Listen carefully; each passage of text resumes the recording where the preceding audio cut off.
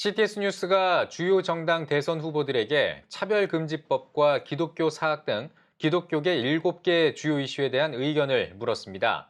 각 후보 캠프에서 답변을 보내왔는데요. 후보들은 한국교회가 관심을 갖고 있는 이슈에 대해 어떤 생각을 가지고 있는지 취재 기자와 함께 정리해 보겠습니다. 네, 최대진 기자 나와 있습니다. 안녕하십니까? 네, 각 대선 후보들의 기독교 관련 주요 정책을 물어봤죠. 네, 지난 12월 1일 더불어민주당 이재명 후보, 국민의힘 윤석열 후보, 국민의당 안철수 후보, 정의당 심상정 후보에게 한국교회가 주목하고 있는 정책 질의서를 발송했습니다. 12월 22일까지 답변을 받았는데요. 몇 차례 답변을 요청했지만 이에 응하지 않았던 정의당 심상정 후보 측을 제외한 나머지 정당 후보들은 충실하게 답변을 보내왔습니다. 네, 총 7가지 정책에 대해서 질의를 하신 걸로 제가 알고 있는데요. 저출산과 보육, 또 그리고 대안교육과 기독교 학교 종교교육권, 또 차별금지법과 난민 문제, 또 대북 지원 사업 이렇게 이제 7개로 알고 있는데 가장 이목이 집중되는 건 차별금지법입니다. 어떤 답변들을 내놨나요? 네, 한국교회에서 차별금지법에 포함되어 있는 일부 독소 조항에 대한 반발이 큰데요. 이 질문에 대해선 새 후보 가운데 윤석열 후보가 가장 구체적으로 답변했습니다. 네. 답변에서는 일부의 주장이라고 표현하며 인종, 성별, 성적 지향, 성 정체성 등을 망라해 특정 소수자 집단에 대한 차별 방지를 표방해 추진하고 있다고 밝혔는데요. 여당의 몇몇 사람을 겨냥한 이야기인 듯합니다.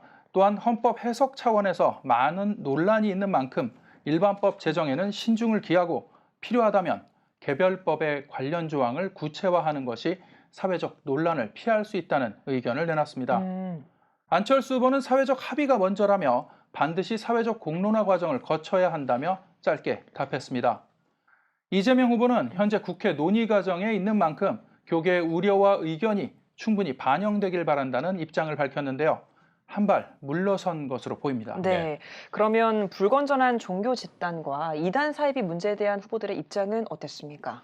네, 2020년 이재명 후보는 지난 신천지 방역 방해 사건에서 시민의 안전, 생명을 지키기 위해 행정적 권한을 행사하며 큰 이슈를 일으킨 바 있죠. 이 후보는 신천지의 일탈 행위가 끼친 막대한 피해를 똑똑히 목격했다며 시민의 안전과 생명을 지키는 데 주저하지 않겠다고 강조했습니다. 그러나 이단 사이비 불건전한 종교 문제는 종교계 내부 활동이기에 깨어있는 시민의식으로 극복해 나가야만 한다고 밝혔습니다.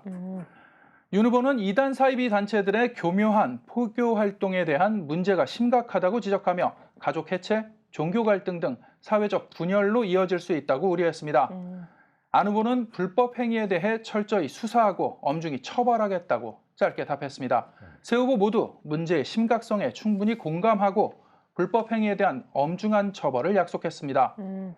아쉬웠던 점은 세 후보 모두 예방책에 대한 언급은 전혀 없었던 점입니다. 네, 알겠습니다.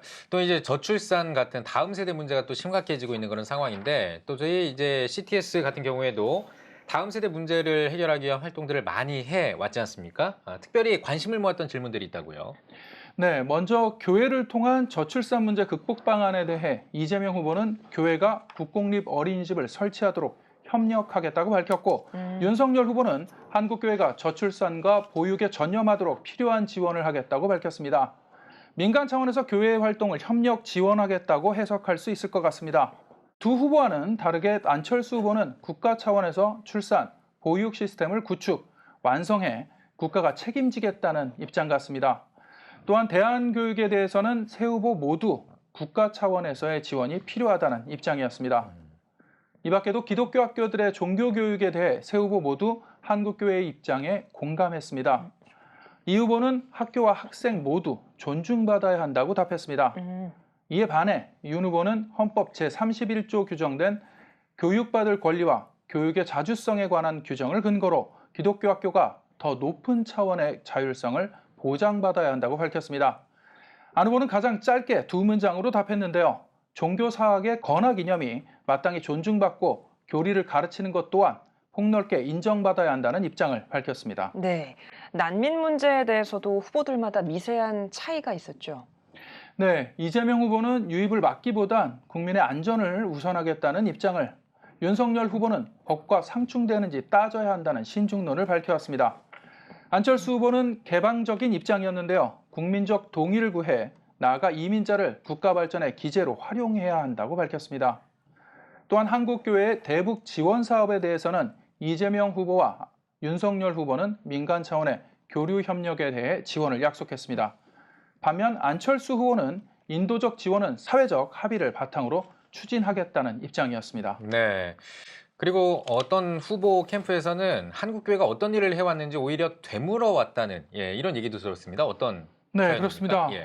한 후보 선거 캠프에서는 대선 후보 질의서에 대해 유선으로 연락해와 한국교회가 근현대사에서 어떤 일을 해왔는지 되물어 왔습니다. 저와 통화를 했는데요. 네. 한국교회가 우리 역사에서 어떤 기여를 했는지 설명을 해드려야 하냐고 되물었습니다. 후보 캠프 측에서는 다시 알아보겠다고 하고 통화를 종료했습니다. 안타까운 점은 우리나라 근현대사에서 한국교회가 어떤 역할을 해왔는지 또 현재 우리 사회에서 어떤 역할을 하고 있는지 전혀 모르는 것 같았습니다.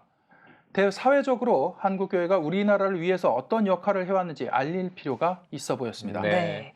새 후보들이 보낸 답변을 전반적으로 좀 어떻게 보십니까? 네, 안철수 후보는 차별금지법과 이단 사이비 문제, 기독교 학교 종교교육권에 대해 원론적인 답변을 내놨고 다른 정책 질의에 대해서는 보다 구체적으로 또 자세한 답변을 보내왔습니다. 이재명 후보는 한국교회가 우리 사회에 큰 기여를 하고 있고 앞으로의 역할을 기대했습니다.